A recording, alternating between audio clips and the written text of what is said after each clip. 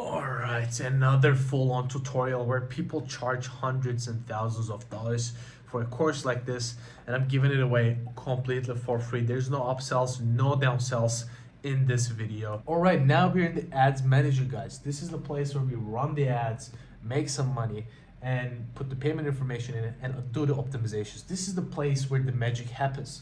But mainly, guys, we always have to put the data set, which is the old pixel. We put the pixel in where we can track the stuff. When we, let's say, get a sale, Facebook attributes that sale to itself, right? So otherwise we don't know where that sale is coming from. Are we profitable? Are we not? Or if the sale is coming from my organic social media or Google, or whatever the case may be, we want to know that we're paying $1 and we're getting $2 back in sales. This is the place the pixel or the data set helps us do that. But I'm gonna skip that part. That is a completely simple tutorial. If you are on e-commerce generating sales from Shopify, there's a super simple way, but I'm not gonna cover that because there's way more other ways to set up a pixel. If you're a lead generation, it's a completely different Google Tag Manager or Google Ads. You can do it if you have WordPress, put the code in backend. It's a completely different tutorial, guys. I'm not gonna spend too much time. This is a complete Facebook ads tutorial. We're gonna run ads, right? I'm gonna cover that in a different section. But of course, keep that in mind. You want to have your data sets. Let's say you built your page. You need a page to advertise. You need a Facebook page to advertise, but you don't need an Instagram page to advertise on Instagram as well. So Facebook creates a mock Instagram, and you can still run ads on Instagram with just one Facebook page. But you need a Facebook page, right? All right, let's start in. So here we have the create button, we have the campaign section, ad set section, and the ad section. We have 3 levels. Campaign governs everything, ad set where you do the optimizations, and ad where the creative stuff happens. I'm gonna click on create. We are given 4 to 5, actually 6 options. Awareness is the part where you generate. It is not quantifiable, guys, so that's why I stay away from awareness. But if you are in a location, a brick and mortar location, a coffee shop for instance, awareness could be a good campaign, because lead generation campaigns with a small brick and mortar, let's say coffee shop, or a place that where people have to walk in, they don't book for a coffee shop, right?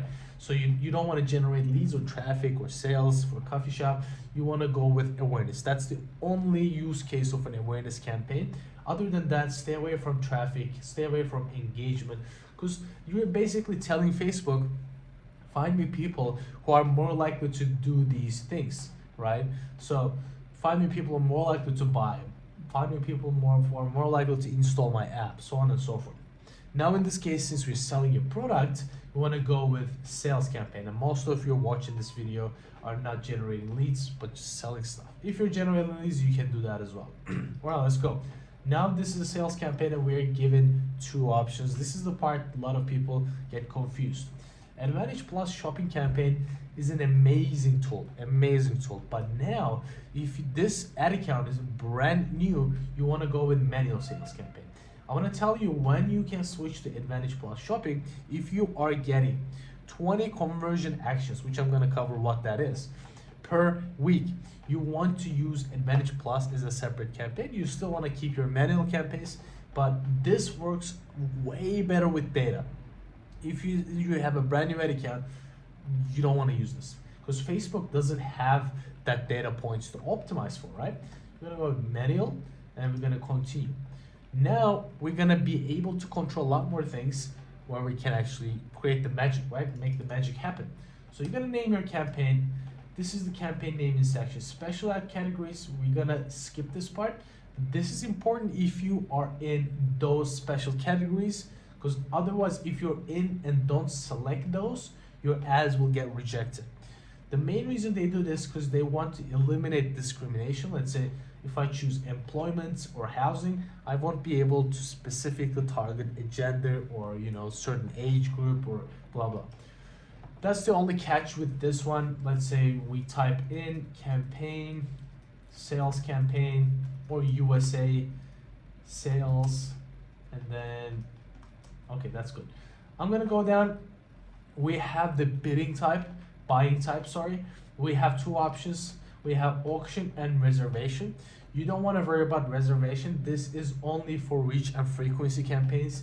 And reach and frequency campaigns, 99% of you are not going to use it. Like, it's more of an awareness type where you don't get into the auction when you're buying placements. You just reserve your spot for an, let's say, upcoming event or something. Like, not an event, but an upcoming period. You're saying, I'm willing to pay X amount for X amount of reach to reach those people. So if it's a certain period, it's not gonna increase your cost per thousand impressions, which is how much you pay actually. This is not cost per click. A lot of people, when they first start, they confuse it with, if a person clicks, I'm being charged. No, you're being charged when your ad is shown, right? Regardless of they click or not. So we have use catalogs automatically toggled on. We want to turn this off right now. So most of you, if you're starting from scratch, your catalog is not connected anyway. So don't start with catalog, but introduce it later on as an ad, not in the campaign level. If you click on more options where you have your campaign spending limits, you can set that up to you right now. I'm not gonna do it. And then we have advantage campaign budget. This is amazing, guys. This is, you want to toggle that on, but after you have some enough data points. Right now, I'm not going to touch it because this works better once I have good data, and you will understand why in a bit. I'm not gonna touch the A/B test. This is the reporting section. I'm not gonna touch it. And here we have the next, and we're gonna go to the ad set level. All right, this is the ad set level where the magic happens, where we target people. But nowadays, targeting is not as popular as it was used to. The reason being is the algorithm is not as smart, guys. It was really smart where we were able to track those people. But right now, it is not the case. So we're not gonna do a lot specific targeting, but I'm gonna talk about that in a bit. So conversion location. This means where does that conversion is gonna happen.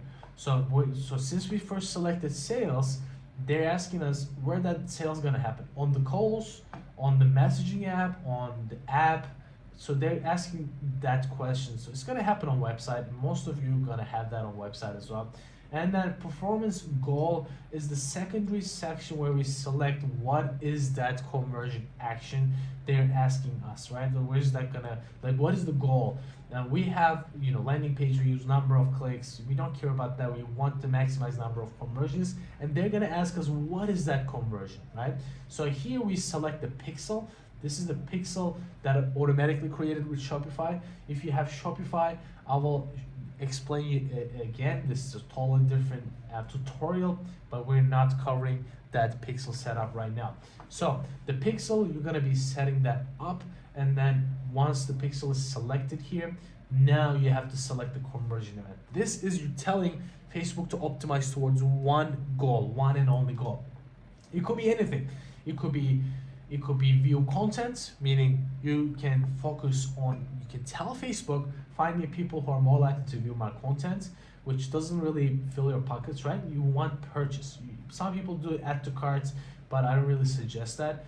Go with purchase. Cool. Now we selected purchase. So everything is perfectly set up right now. And you're gonna be given this cost per result goal. This is optional, and I don't want you to touch it right now because the ad account has no data. These are all workable tools once we have data. And what is that data I'm talking about, right? A lot of people ask me this. What is a good data? What is a good data point? I don't suggest you touch these. At least you've been spending, let's say, 1,000 a day for a month, or a couple of hundreds a day for 6 months, 12 months. Meaning you don't have a certain day goal, you have a certain spend goal. So you can get more data if you spend a lot in a very quicker time frame. But if you are spending, let's say, $10 a day, you're gonna get that data sets, the data points, in a very much longer time horizon, right? So keep that in mind. It's not depending on how much you, like, how many times, how many days you spend running ads. It's more about how much you spend and what is the conversion actions in your ad account, or what is the number of people that visited your site, so on and so forth. The learning happens in the pixel, not in the ad account, but of course ad account has some learning that occurs as well.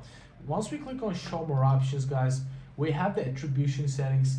This is 7-day click, 1-day view. I will explain what that is. So let's say a person clicks your ads today and then they buy 5 days later. Facebook will still claim that attribution, meaning they will say, okay, first they saw my ad, they clicked on my ad, but it doesn't matter, they didn't buy it that day, they bought after 5 days. So still I will take that attribution, meaning they will claim that sale, right? So 1-day view is the same. They don't necessarily have to click the ad. They watch your ad, but they buy it, let's say 22 hours later. It's still the same day, right?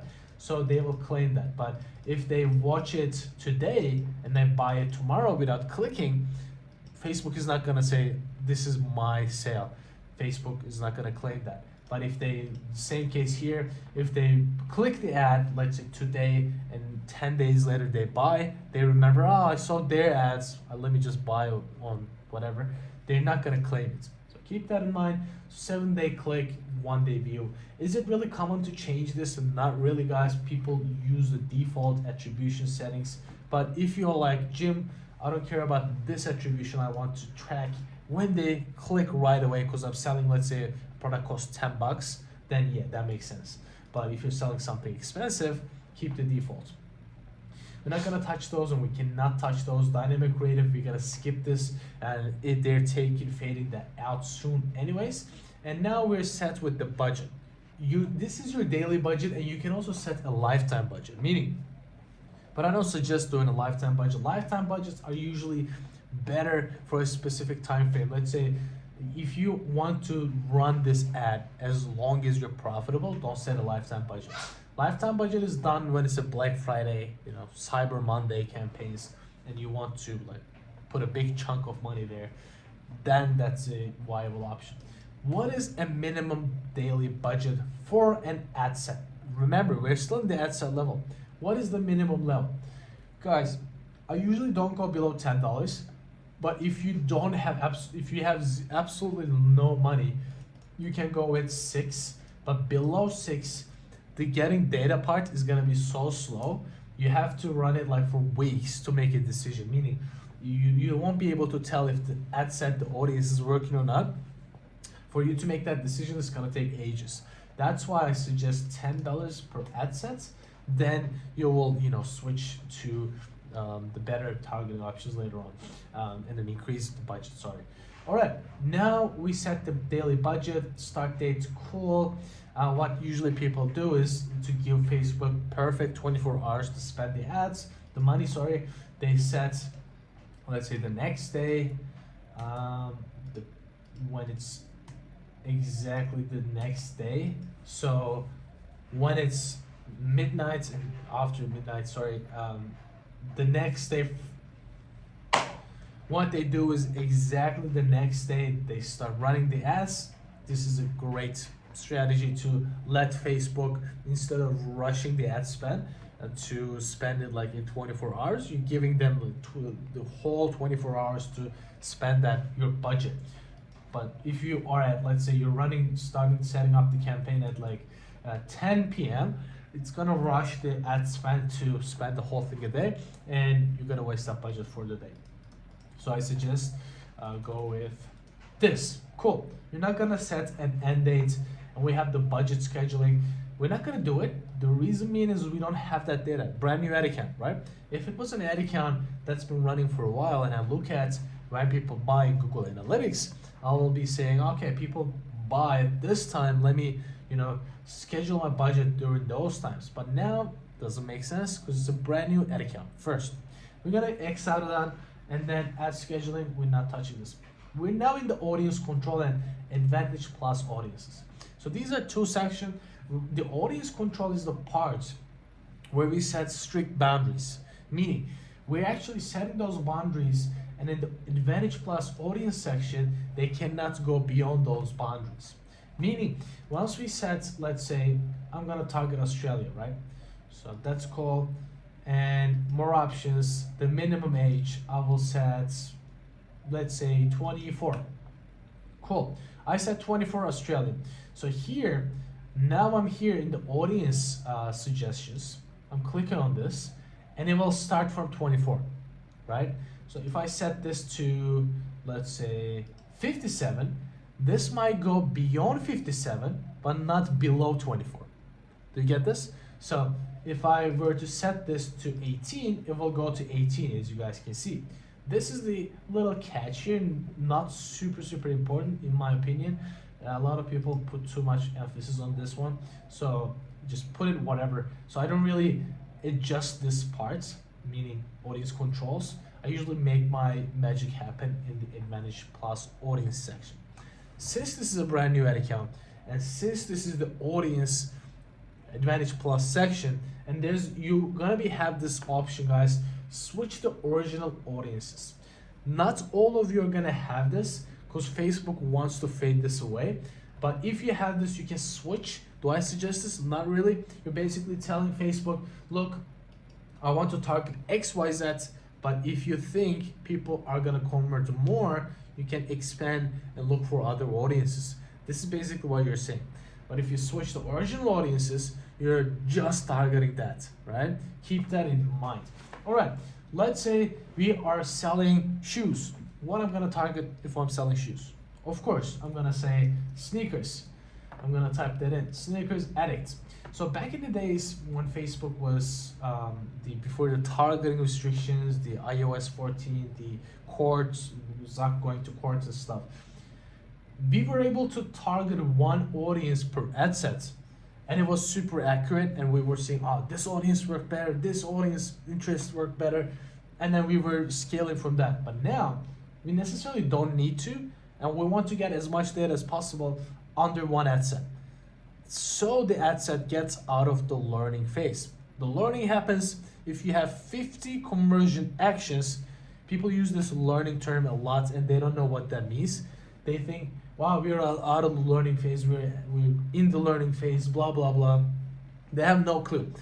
The learning happens when you have 50 conversion actions per ad set. This is the ad set, and conversion action is, an event is purchase. If I were to choose add to cart, my learning happens if I get 50 add to carts. Not forever though, maximum 2 months. Some people say 1 month, but they don't give that data. Anyways, we go down. So we want to get 50 conversion actions. That's why we don't want to have one ad set just sneaker addicts. We want to put all the similar interests. Anyways, since this is Advantage Plus audience, Facebook is going to expand beyond those, right? So I'm just going to click on suggest. Once I click on suggest, they're going to giving me similar interests to the sneaker stuff. Sneaker freaker, cool. Let's look at other ones that are footwear, yes. Shoes, yes. Trainers, yes. Trainer collecting, yes. Streetwear is a little bit different, not exactly correlated to that. Street fashion as well, no. High heeled footwear, no. So I want to select stuff that is closely relevant to these. So let's take a look. When's no. So if I'm selling Air Maxes, maybe, yeah, let's put the Air Maxes in as well. When's, yes. New Balance, Air Jordan, yes. Converse, yes. Adidas, yes. New Balance, yes. Reebok, yes. Nike, yes. Alright, well, cool. We have a pretty big audience now. Guys, on the right hand side, as you add those bad boys in, you will have an audience definition. This audience definition actually means what is the estimated size. This is an estimation.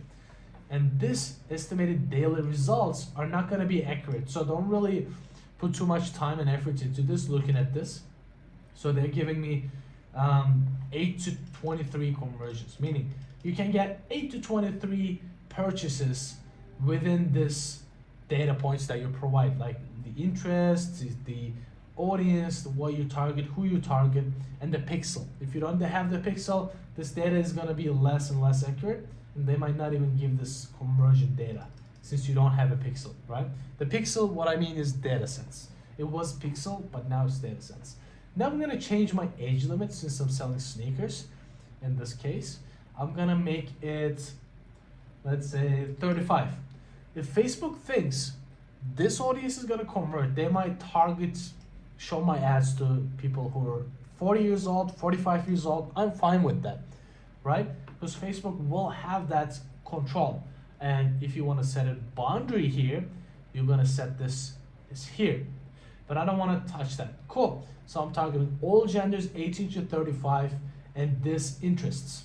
Now, I can define it even further and say, look, I want to target people who are interested in this. And also, if I click on define, so define further, and also you can put something else. Let's say in basketball, people who are also interested in basketball. But this has to have a reason, right? Why do I want to do that? So this works better if you're targeting business owners. Let's say business owners who are also interested in, getting in shape or fitness or nutrition. And then you have a really specific offer. For instance, business owners who want to get in shape, download my ebook. That makes sense. But in this case, we're just selling shoes and I don't want to do that. And you might be saying, Jim, what is a good estimated audience size? That's a good question. The best, in my opinion, not in my opinion, Facebook suggests at least 2 million. I talked about this in my previous video. If you are in a small country, even if you don't target anyone, broad targeting, you're gonna have a really small audience size estimated, which is okay. But if you're targeting the top English speaking countries like Australia, UK, United States, Canada, and so on, you want to aim at least 1 million, at least. But 2 million, preferably better, but at least 1 million. If you are really have a specific products, like super specific, CEOs over 45 that want to get in shape kind of thing, yes, 1 million should be okay. And 800-ish should be okay, but below that, I see diminishing returns. Meaning, Facebook would not have enough people to target, right? So, that is called, and we are okay with this. Now, I want to name my ad set so I know what I'm targeting here, right? So, I am targeting 18 to 35 sneaker stacked. Stacked means I have more than one interests under this given section. Meaning here, we have a stack of different audiences and interests. We stack them all together, right? So you can put more stuff in. Let's say if you want to target, I don't know, another shoe brand, Yeezy or something, like you can put that in. You see, Nike Air Yeezys. So that is cool for me now, and we have the placement section. So what is a placement section? I'm gonna click on show more and I will show you other stuff. So placement is where your ads appear. And Facebook suggests Advantage Plus placements, which is what you should do. I don't suggest you do anything else. Because if you click on this, you are restricting Meta's ability to get to more people. So let's see where your ads can appear. Can appear on the feeds. And if you drop it down here, you have a bunch more options. You have the Facebook feed, Instagram feed, profile feed. You have more options here. You have stories and reels, which covers a lot of real estate, as you guys can see. Huge real estate. Look at this. We have in-stream videos and ads. So if you manually select, let's say, I just want my ads to show up on Instagram feed placement. You know, when people like scroll down on profile feeds or just explore, that is when I want to appear, or For You page, right? That is gonna be more expensive because Facebook have cheaper placements, such as apps and sites. These are really cheap placements. They're not even on Instagram and Facebook. So if you want to exclude some stuff, you can exclude this, but I don't really suggest. So let's go down more options. You can select to target people when they are on, when they're connected to Wi-Fi. Up to you. I don't really suggest touching that. I'll go down. So we have the inventory filter, expanded inventory, moderate, and limited. Guys, this is important if you are not running a ad for a client. You want to go with expanded inventory, meaning your ads are gonna be cheaper. It's gonna be cheaper for you to get conversions. The reason being is Facebook is less selective who you target in a way that it might damage your brand if somehow your ad is placed right before a car crash, right? Or in a profile where there's really too much violence or racism and so on and so forth. And if you place your ad there, it might hurt your brand reputation. In the long run, is it likely? Super unlikely. That's why I select this, and I want to take that bet. But if you're running for, let's say, a big company, and they usually want to go with limited inventory, they don't want to take that chance. Huge brand, Fortune 500, yes, I will go with limited inventory, exclude additional sensitive content, which makes sense, right? But in our case, we're just mom and pop business. We're running our ads to make some extra money, right? So cool. Now I'm not gonna touch those three, and I'm gonna say next, which is gonna put me to my ad level. This is the creative. This is the creative that we have. So we have the identity, and Facebook page, as I said before, is necessary for you to run ads. But Instagram is not. If you don't have an Instagram, don't worry about it, but you want to, of course, have an Instagram page. Let's say people want to fact check you on Instagram. Is this brand legit?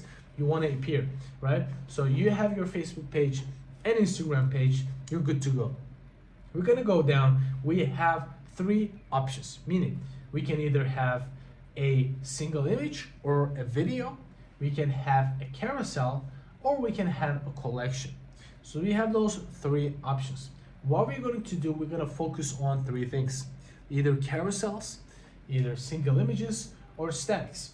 And you have the option to use catalogs, which I'm going to cover after we create this, because they are amazing, guys. If you're an e-commerce business, if you have a Shopify store, this works like magic. This drives most of your sales, and you will see once you start running the catalog ads, because Facebook will show all of your ads at the same time, and seeing if that person is more likely to react to X, they show the X. If that person is more likely to react to Y, they show the Y product. That is how so good that is. So we're gonna go down multi-advertiser. Yes, we're cool with this. You might appear next to your competitor, which is what we're fine with this. If we say show more options, we have the schedule for a specific ad, which is good as well. So let's say if you have this ad, just call us now or something. Like you say, limited time opportunity for after 6 p.m. I don't know. If you have a logic behind scheduling a specific ad, not the whole ad set, you can do that. But I don't have that now, so I'm gonna remove the scheduling. Or you can, like let this ad start running and let this ad end at a certain time. Up to you, you can do it. I don't do it personally. Cool. So we have the ad resources. We're not gonna touch this part. So this is still new. They're testing site links. They're trying to enhance your offer and so on and so forth. We don't want to touch this right now. We might add site links manually. So they're kind of mimicking Google Ads at this stage. So the add creative section, cool. We're gonna add the creative here. So some people ask me, Jim, how do you create your creatives? I just do it on Canva. Let me show you how I do it. I go to Canva. I need two placements. I need one story size placement and one feed placement. I will explain why that is. So I'm gonna say create design, and the first spec that I want, meaning the sizes of the creatives, is gonna be 1080 by 1080. I'm gonna say create design. So it is gonna give me the square image. I will go back and I will say 1080 by 1920. So I'm gonna have a story size placement and a feed size placement. You might be saying, Jim, why the hell are you doing this? I will explain why. So this is the size. So you can get some inspiration, meaning you can say go to the design section, say shoe. Like you can have some inspiration. This looks pretty good. All right. So this is a pretty good background, right? So we can take this out, and if our shoes are something different, so let's say our shoes are something different. Let's say I'm selling these Converses, right? So I'm gonna get this Converses, and I'm gonna remove the background here. I will click on edit image, remove the background, and boom, I will have my ad. So this is how it looks. I will get the same one again. I will maybe flip this bad boy horizontally. Cool. I will maybe put some shadows behind it. I will put drop shadows. I will put an outline onto this, maybe an outline to this as well, and change this color to this. Cool, looks a little bit more vibrant, right? So let's make it bigger, and vintage. Let's type in vintage. Cool. Let's say we're selling vintage sneakers, right? That is a good creative. That is an alright creative. There's a whole different 10 different creative styles that you should go with. I have a whole video about it, and then you should watch that video. I'll probably put it right somewhere here. I'm gonna download this bad boy. Now this is the feed placement. This is the like square image, right? So I'm gonna show you why that is really important. Here we come back to the ad level. I'm gonna click on add media, and we can either select video and image. I will show you how to do all, but let's say in this case we're gonna do a single image. I'm gonna say upload. This is the ad that we have. Now we have to wait for it to upload. Bear with me a little bit, guys. Cool, vintage. We're adding this.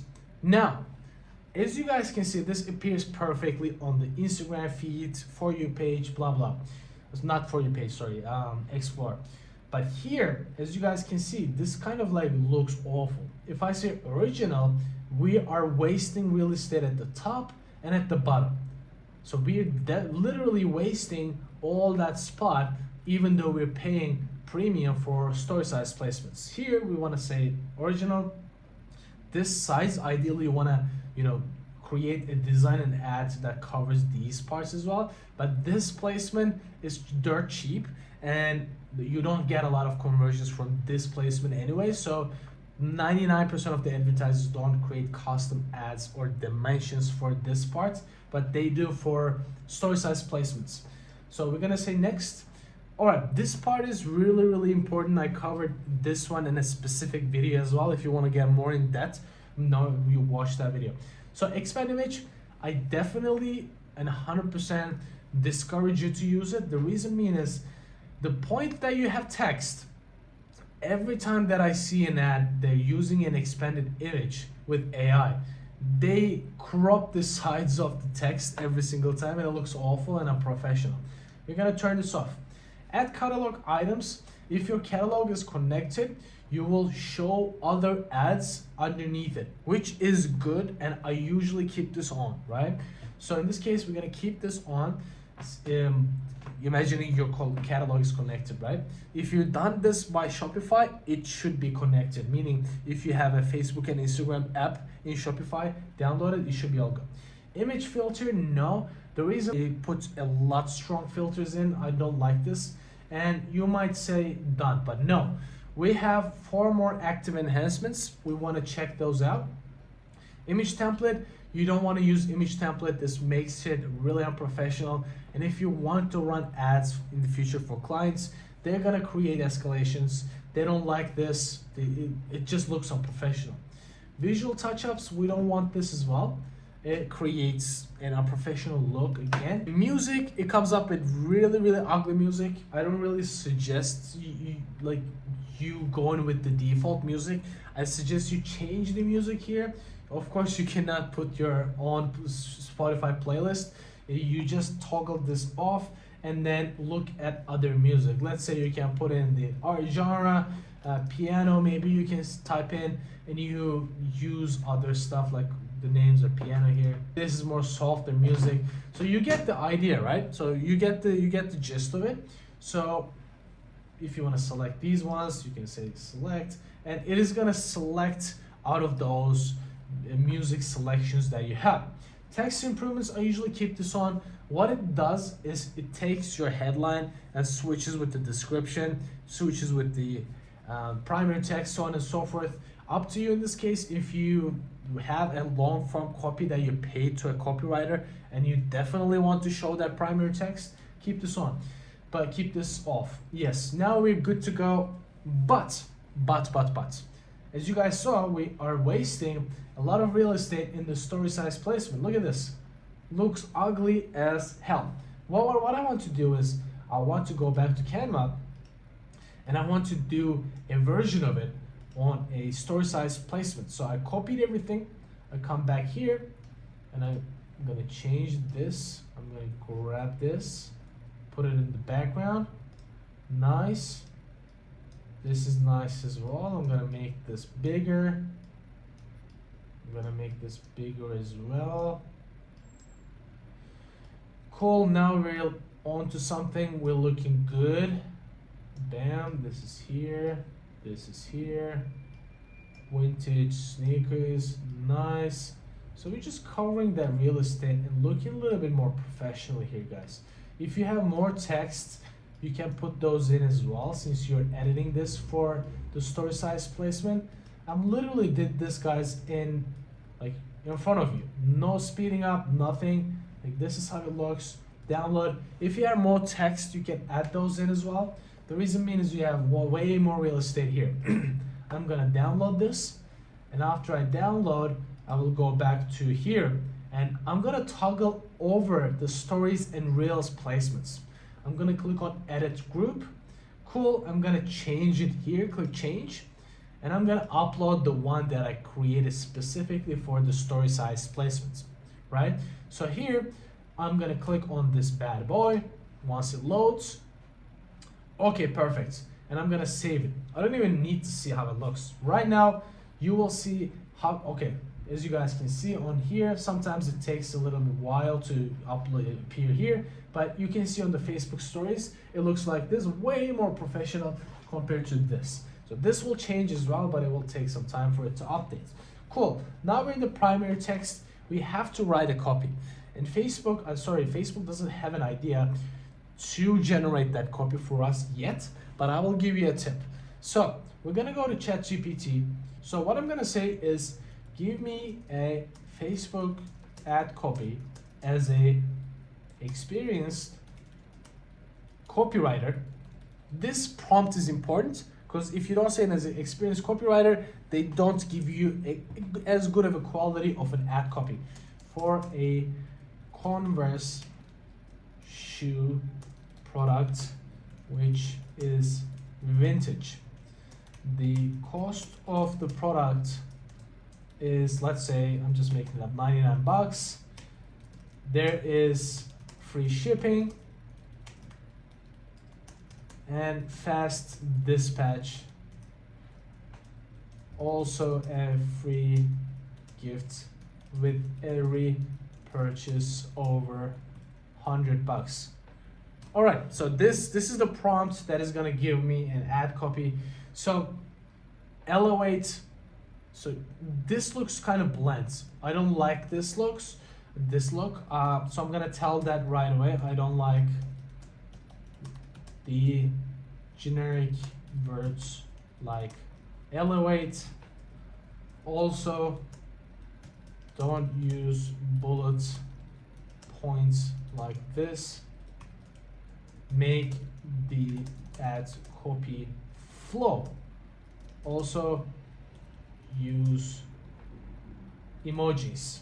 Since this is a Facebook ad, we want emojis, right? Cool. Rediscover retro vintage coin. Okay, this is way better. This is way better. I'm gonna grab this bad boy and I'm gonna go back, paste it in here. Cool. This looks so chunky here, so I'm gonna separate that out. So number one rule of copywriting, make it easy and non-intimidating to read. And I'm gonna go down, wardrobe, cool. I'm gonna go down again, nice. Gonna make it less intimidating, way better. So here, if we look at text generation, it gives us more options now since we have a base copy. So once you have a chunk of copy that is sitting there, they're gonna give you more options, which is this one, for instance. Retro revival, cool. You can use this one, add text. You can use this one, you can use this one. I'm giving Facebook the option to use whatever ad copy they want. Of course, I have to approve it here. I'm clicking on yes, yes, yes, so you can use those. So maybe if you want, you can grab this and put it here, or you can just take this on, but in this case, we already take this on, so we're using that. It's not gonna let us do it. Cool, I X out of that. and we are already using those variations. Nice. We're going to go down. We have the headline, because headlines appear not at the same time always. On Instagram feed placements, for instance, it appears the first thing you see is the headline, but on, let's say, Facebook feed, the only thing you see, the first thing you see is this one, which is the primary text. So as we toggle that button on, as you guys remember, giving Facebook the option to play around with whatever they want in terms of the placements. So my headline could appear at the top, at the bottom, so it doesn't really matter at this stage. So I'm gonna go back and say, give me short headlines and descriptions for Facebook ads. So I'm gonna use those as well. So I want to have a lot more, wiggle points. Icon e-commerce, that's nice. I'm gonna grab this, go back, put the headline in, go back here, classic commerce, new adventures, that's nice. Speaking to emotions, put it here. I'm gonna click on add headline options. Embrace, I don't want to use this word, embrace, step into vintage style, that's nice. Cool, that's easy. And I'm gonna go back to see the descriptions. Rediscovered, that's nice. I will go down, pump it here. Cool. Now we have everything. We have the ad copy, the ad creative, and headlines and descriptions. Everything is nice. It looks like this. So on the Instagram stories, it looks like this. On Instagram placements, on Instagram explorers, looks like this. Perfect. I'm happy with this now. I'm gonna go down and we're gonna change this call to action to shop now. So if you're selling something, of course you want to do shop now. So we have the info labels. Info labels are small things that is connected to your business. You can add more stuff which can increase your conversion rates and click-through rates. Meaning, if you have this, it is not necessary, it's something new, but I suggest you do it. So here, info labels, if you have free delivery, click on this free delivery, right? So is it optional? Yes, but if you have free delivery, why don't you want to use this? Why don't you not want to use this? So if you have free delivery over a certain price point, you can put that in. In my case, hypothetical brand, we do free delivery for everything. So we want to create a new one. Return, let's say, what is the free returns? You have free returns, yes, if you have free returns. And in the first, let's say, 10 days and of 10 days of the purchase, yes.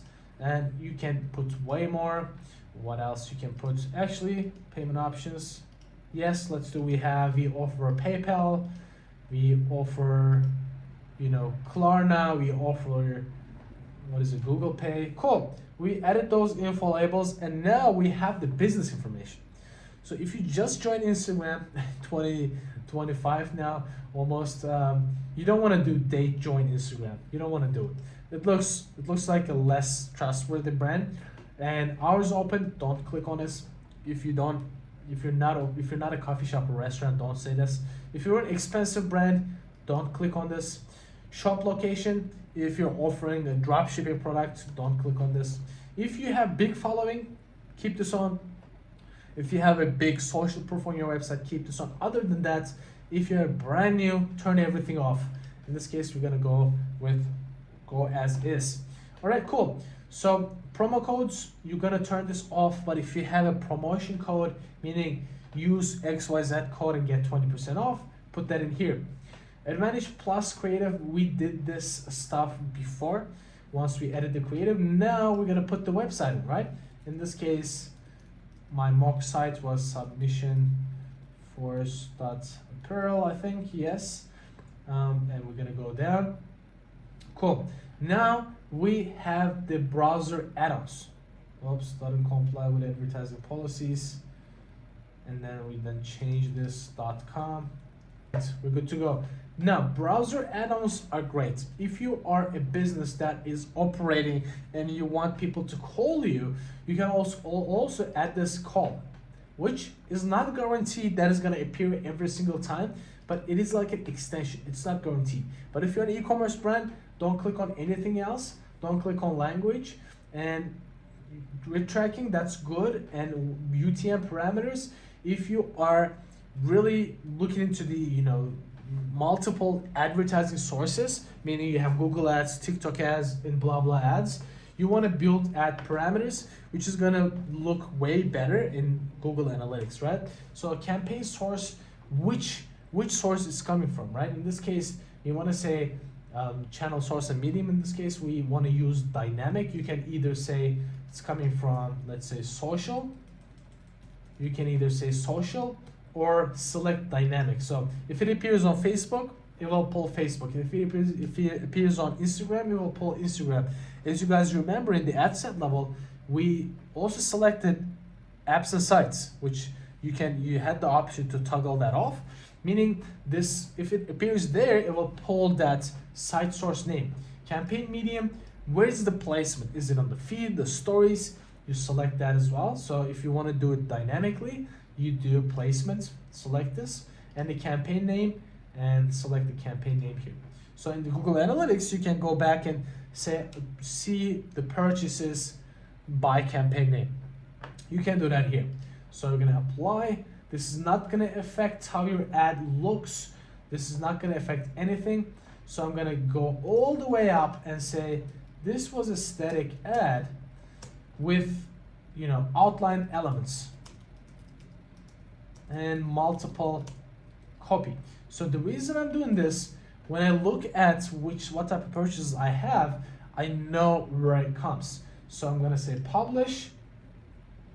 Cool. Now you successfully published your first campaign. Now your ad is running. Cool. Now your campaign is successfully launched, meaning you're gonna start delivering the ads as soon as possible.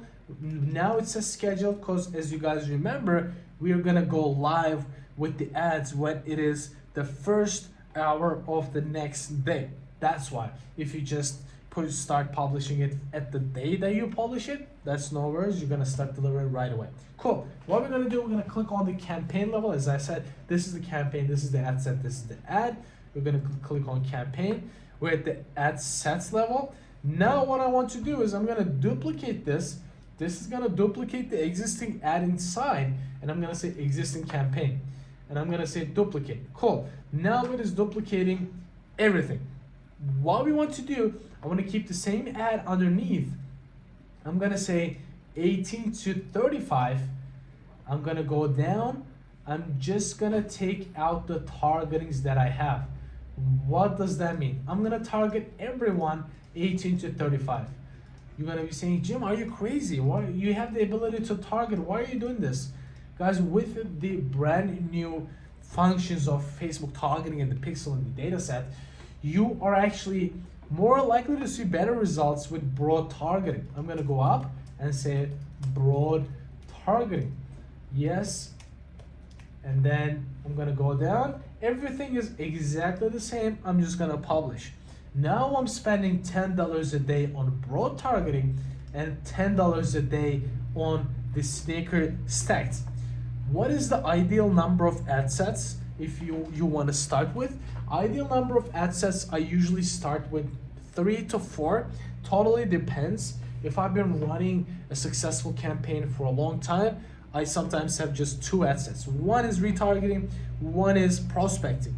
But in this case, if it's a brand new, you want to do a little bit testing, right? You don't know what is gonna work.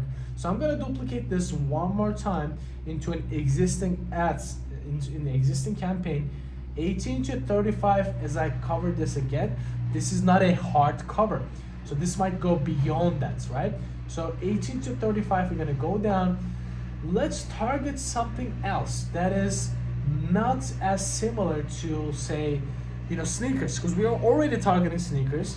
And since this is Advantage Plus audience, this is gonna go beyond that a little bit, right?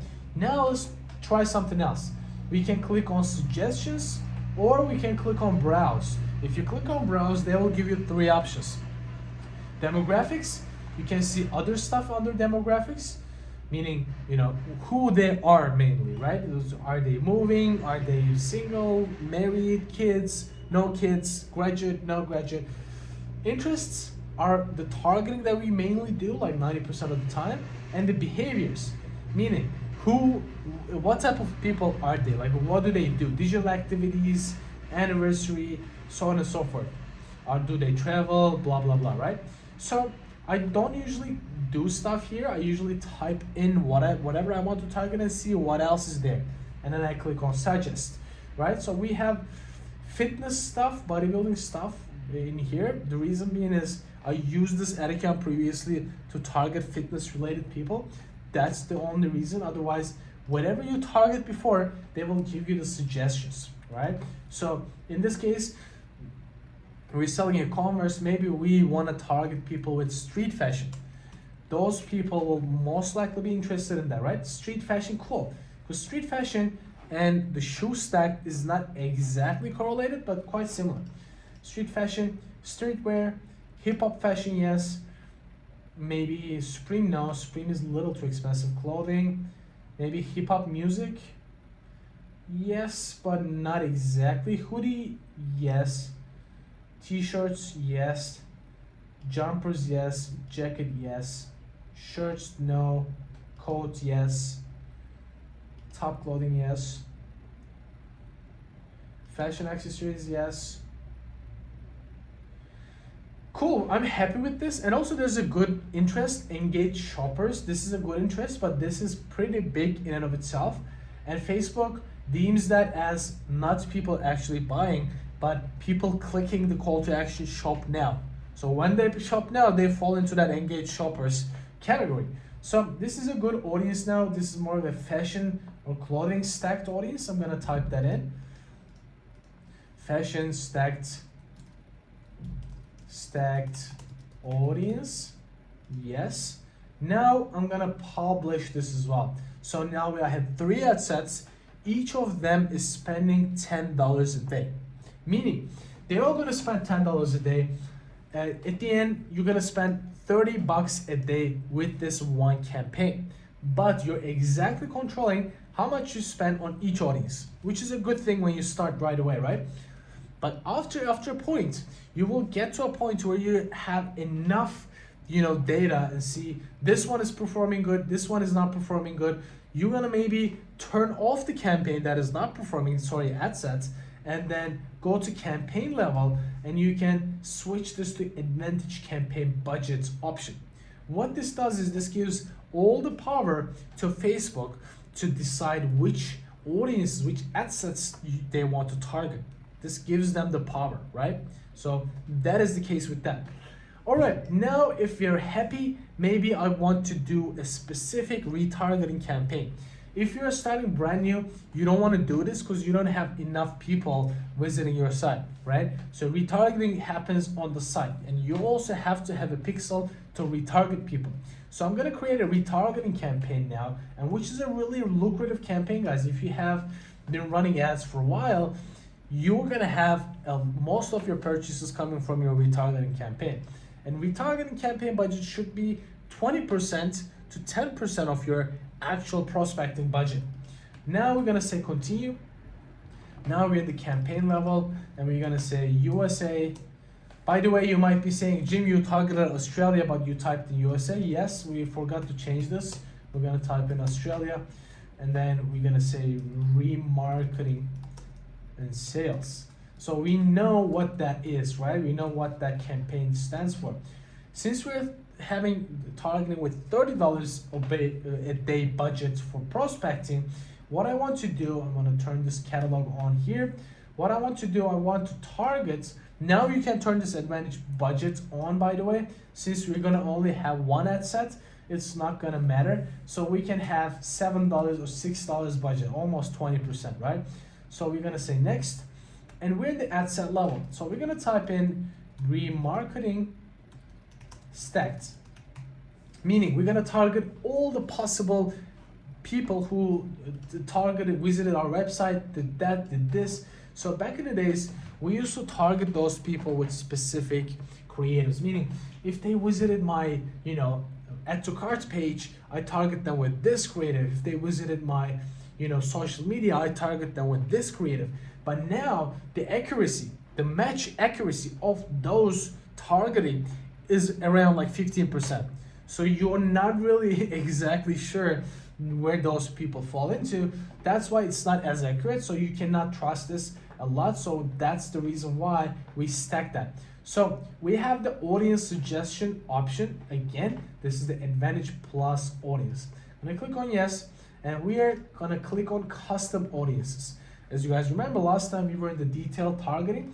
Now we're in the custom audiences. I'm gonna say create new and create custom audience. Now it gives me options. Website options is the most common one. If I click on website, I will be able to target people who visited my website, people visited my add to cart but didn't buy, people, maybe visited a certain page on my site, so on and so forth, or edit to cart, view contents, initiated checkout. Those people are all in the website. We have the customer list, meaning we can upload a list. If you have bought a list of people interested in shoes, you can easily purchase those lists of thousands of people and you can target them, which is a smart way to do, right? Or you have a lead generation list, right? Like you get to list people, or maybe you have that list of people who, let's say, downloaded an ebook from your ad, you had a lead generation campaign and you had that list. You can upload that here.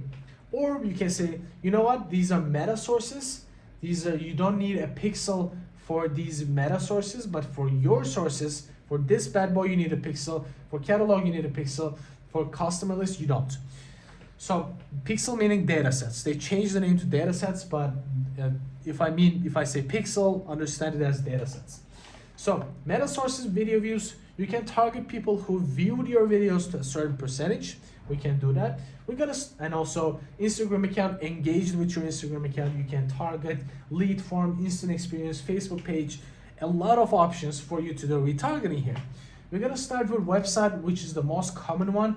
And on most cases, you only need website, right? So you can say website visitors or people visited specific page or visitors by time spent. Guys, if your website is not as big, meaning you don't have thousands of visitors every single day, you don't want to worry about these two. You all want to go with all website visitors. But let's say you're running ads for a big brand that has thousands of visitors every single day. Yes, you can go specific. You know what? I want to target people who are qualified. I want to target people time spent by, in the 5 percentile, meaning they are really interested and they spend like the top time spenders here. Maybe you don't want to do that, or you want to target people who only visited specific pages, only visited a certain page about commerce, since I'm selling commerce here. But I don't want to do that. I want to target all people here. And you can put maximum 180 days, meaning if you put 181, it goes a warning. What this does is, guys, let's say you showed your ads, they visited your website, and it's been 190 days. And that person is gonna fall off that audience. But this is always going to refresh itself. Even though I fall down, I might click on your ad again, and I will get into that audience again. So it refreshes itself. It's a smart thing. So you're gonna say 180 days website visitors, and maybe tests I'll put in. Cool. And you have to select the pixel here, guys, right? I'm gonna say create audience. It might not let me do it since the pixel is not active. Oh, good, that made me do it. Now I have one audience that I'm targeting. Now it is not enough, guys. I want to stack, as I said. Let's say I want to also target people visiting my website. Visiting my Instagram page. So I'm gonna create new custom audience Instagram account. I'm gonna say yes. And here you will see the accounts that will show up. In this case, this is the account, and you have the ability to target people 365 days, which is too much in my opinion. If they hover around my Instagram, 90 days is good. And you have the option to say engaged with professional account is what I go with, but you have the options to visit it, engaged with a post, specific post, sent a message, or saved a post or an ad. You can be more specific, but I go with all people engaged, right? I will say 90 days Instagram engagers, and I will create this audience as well. So I will add one more audience maybe, if I have a video ad, I will say watched the videos, but I don't have that. So now I might say just visited my Facebook page. People visited my Facebook page. Cool. And I want to do the same as well. 90 days. 90 days Facebook page engagers. And I'm gonna create the audience again.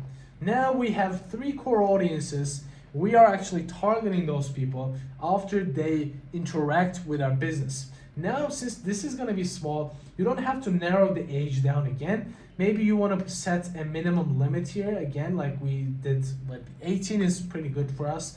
You don't wanna set a upper limit since this is a retargeting campaign. Again, if you have like hundreds of visitors, you can, but I'm gonna go down. You can also exclude people who purchased from you. But for you to exclude, guys, you have to switch to original audiences. Here, I cannot exclude this. With this one, you cannot exclude. If you switch to original audiences, you can exclude people, let's say, who bought from you.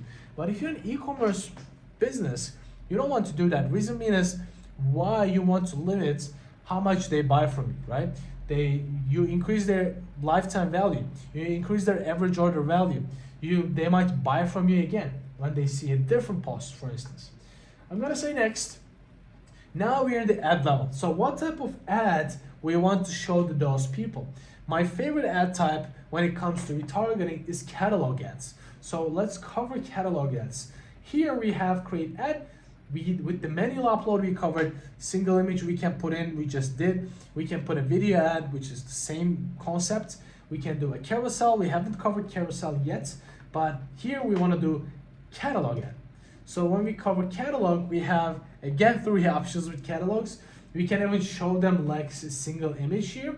So it will automatically show them a single image. But my favorite way to do it, I like to show my ads in a carousel even if it's a catalog ad.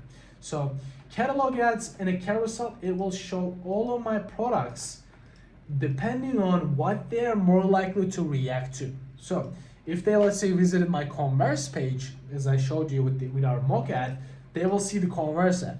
So there are a bunch of t-shirts, guys, by the way, ignore this. This is a mock brand. If you have a shoe brand, you will see shoes here.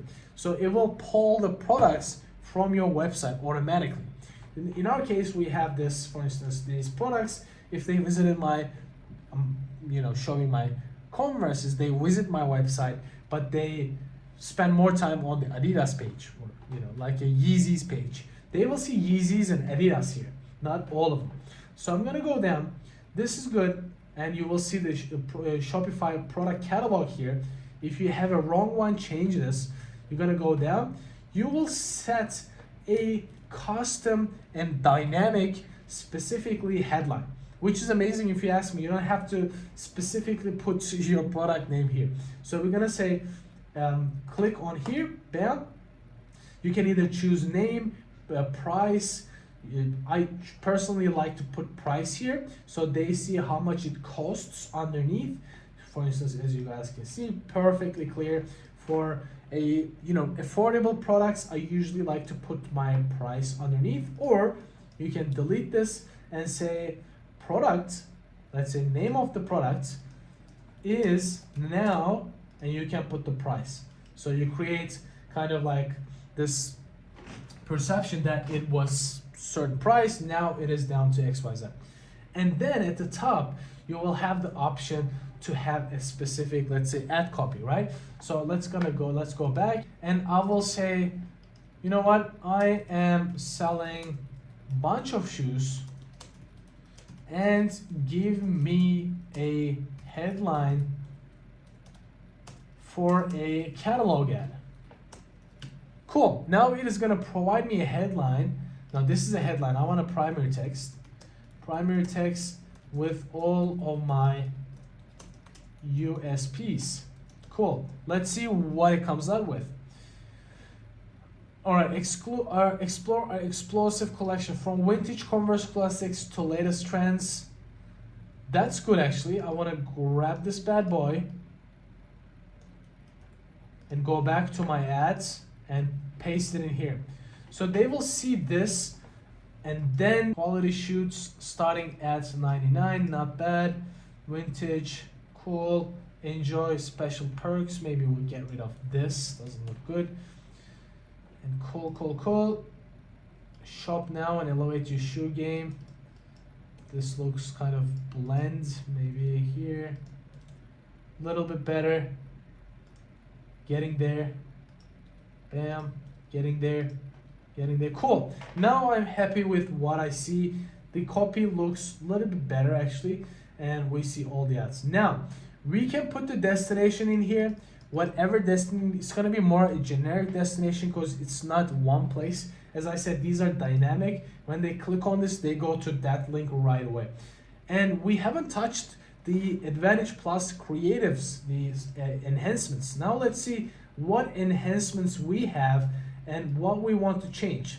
So product tags, we want to disable this. We don't want that.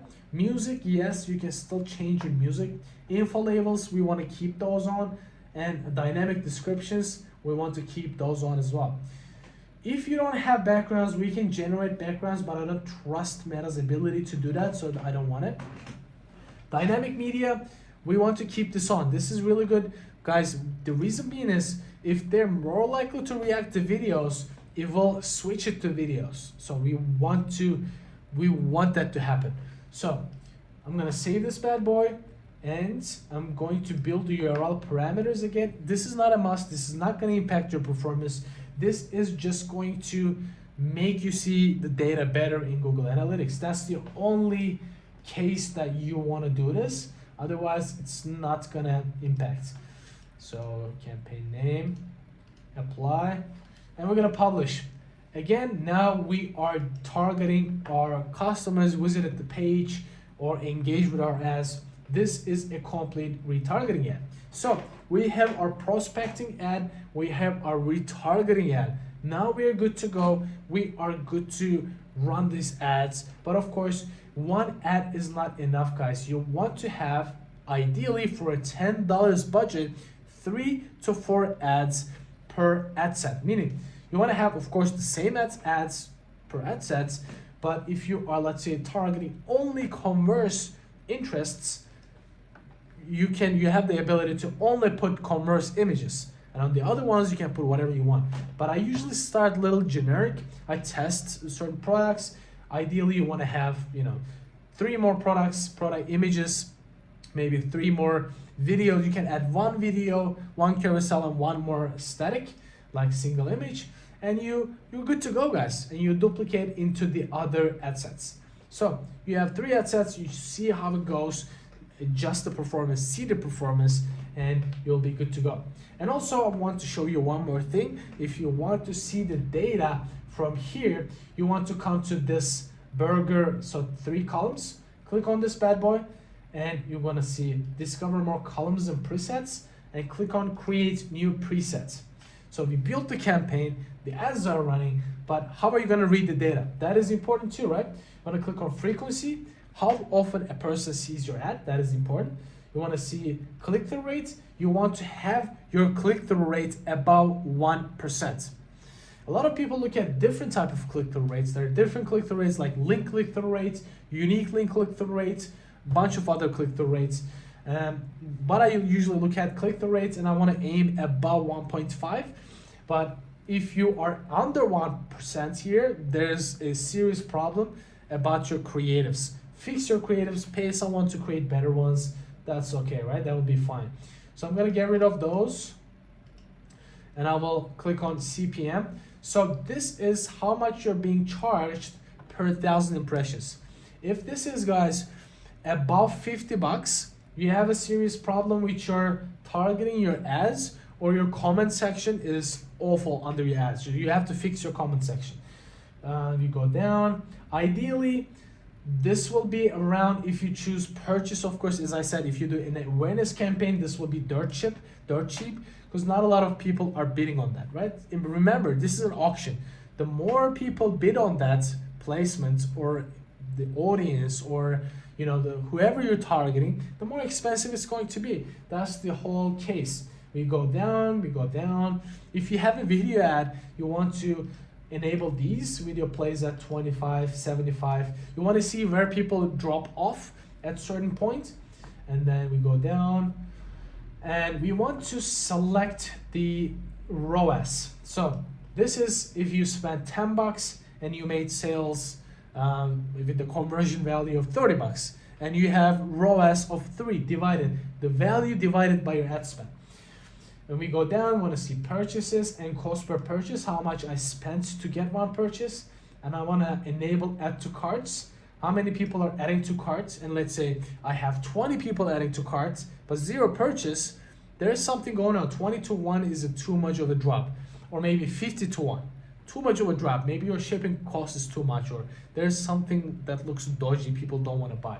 So keep those in mind. These are going to be, so, you know, reading the data could be a 1 hour more tutorial, but in this one, I wanted to, I know you will also want to save this test. I wanted to show you a brief new way of running ads, how to run ads with Advantage Plus, creatives, Advantage Plus audiences, and Advantage Plus targeting. So this is how it looks overall, how you build a campaign. Ideally, you have one broad targeting, 2 audience targeting, which is ideal, and then you have a 1 retargeting campaign. 2 campaigns, nothing crazy. This is how new age, you know, marketing kind of works, unfortunately. But this is how we do it. So if you have any questions, drop down below. I will be happy to record more in depth, more reading data, more strategic decisions. This is more of a beginner's video. Hope you enjoyed it, and subscribe. See you in the next one.